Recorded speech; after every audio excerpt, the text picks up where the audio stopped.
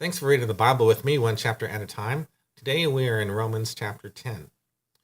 Brothers, my heart's desire and my prayer to God for them is that they may be saved. For I bear them witness that they have a zeal for God, but not according to knowledge, for being ignorant of the righteousness of God and seeking to establish their own, they did not submit to God's righteousness. For Christ is the end of the law for righteousness to everyone who believes. For Moses writes about the righteousness that is based on the law, that the person who does the commandment shall live by them. But the righteousness based on faith says, do not say in your heart, who will ascend into heaven? That is, to bring Christ down, or who will ascend into the abyss? That is, to bring Christ up from the dead. But what does it say? The word is near you, in your mouth and in your heart. That is, the word of faith that we proclaim. Because if you confess with your mouth that Jesus is Lord, and believe in your heart that God raised him from the dead, you will be saved. For with the heart one believes and is justified, and with the mouth one confesses and is saved.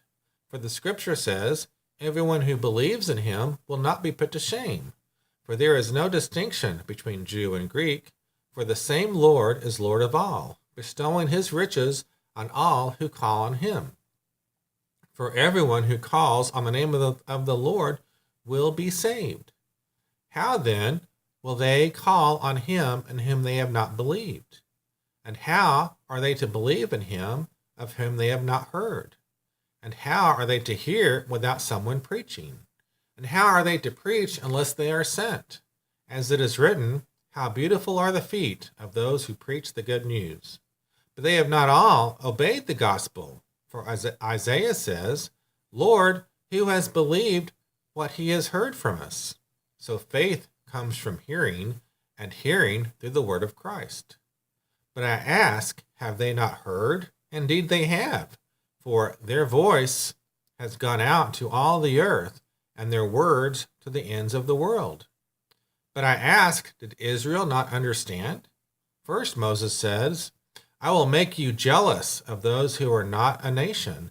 With a foolish nation, I will make you angry. Then Isaiah is so bold as to say, I have been found by those who did not seek me.